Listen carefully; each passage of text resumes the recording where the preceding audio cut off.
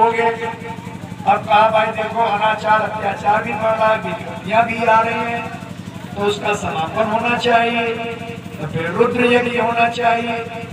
अब आदमी के अंदर आत्मबल मनोबल की कमी पड़ने लगी, तो कहा चंडी यज्ञ होना चाहिए, ब्रह्म यज्ञ, विष्णु यज्ञ, रुद्र यज्ञ, चंडी यज्ञ, जिसको सब चंडी यज्ञ कहते हैं। अब यज्ञ शुरू हो गए। बीच में कुछ समय ऐसा आया जब रोक लगा दी गई, विदेशी शासकों ने रोक लगा दी। अब हर आदमी यज्ञ नहीं कर सकता है। क्यों? क्योंकि हमको शासन करना, हमको गुलाम तुमको बनाना है। तुम यज्ञ करोगे तुम बलवान होगे, तुम बुद्धिमान हो जाओगे, तुमको गायत्री मंत्र नहीं जप करना है, तुम बलवान हो जाओगे, बुद्धिमान बन जाओगे, तुम हमारे गुलाम कैसे रहोगे। तो उन्हें एक साजिश रची। उन्हें कहा यहाँ के पंडितों को अपने तरफ खींच लिया। पंडितों से कहा देखो तुम तो ब्राह्मण है हो, समाज में सबसे ज्यादा तुमका सम्मान है, तुम अगुआकार हो, तो ऐसा है जो गायत्री और यज्ञ जो तुम्हारा है, इमा तो सही बिरादर क्या ना तो यज्ञ करे और ना गायत्री मंत्र क्या जप करे, क्योंकि वो थोड़े लोग रहे, सोची नहीं तो अगर सीमित रही तो हमारा काम चल जाए, और काम चली गवा। पंडित लोग कहा हाँ बात सही है। अब वो अपने यज्ञ और गायत्री लेके बैठ गए। अब ना तो खुद ठीक तरीके से जब कह पाई यज्ञ कह पाई, और ना तो कुछ डरे दी कहीं तो फलानी जात ले जाओ, तुम अगर गायत्री मंत्र क्या जब करियो तो तुम्हारा नाश हो जाए, तुम यज्ञ करियो तो तुम्हारा अहित हो जाए। तो ऐसा भेद खड़ा कर दी, मतभेद खड़ा कर दी, डर पैदा कर दी, आदमी अंदर जावे नहीं।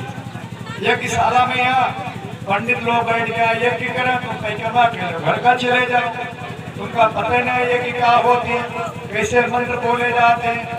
गायत्री मंत्र जबकि तो चुप्पे से कान में कहीं घंटा घड़ियाल बजावत भे, कान चुप्पे से मंत्र कह दी। बताओ कोई गणित क्या सूत्र होए और लड़का के तो पढ़ावे बैठो और कान में चुप्पे से कहो, घंटा घड़ियाल बाजत हो, तो लड़का कितनी मात्रा में उस सूत्र के याद कर पाई, तो पंडितों लोग नहीं जान पाए। इक्का तुक्का जानी क्यों भ्रांतियां फैल गई। देश गुलाम हुआ, हजारों साल की गुलामी सहत रहा, हजारों साल की गुलामी, इतना मतभेद पैदा हो गया, जातिवाद संप्रदायवाद सब वाद खड़े हुए। 1911 में परम पूज्य गुरुदेव पंडित श्री राम शर्मा आचार्य जी आए। 15 साल की उम्र में यहाँ उनके दादा गुरु आए स्वामी सर्वेश्वरानंद जी महाराज हिमालय से चल के आए। सूक्ष्म रूप में दीपक की ज्योति में प्रकट हुई गए, और ज्योति में से प्रकट हुई गए।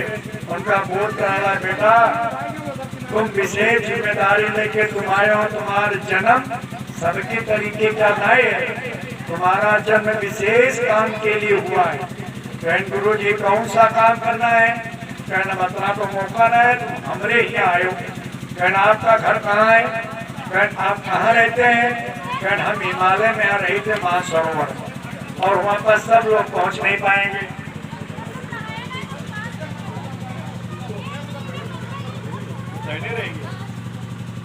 हाँ देखिए पत्नी दाहिने रहेगी, पत्नी बाएं नहीं रहेगी।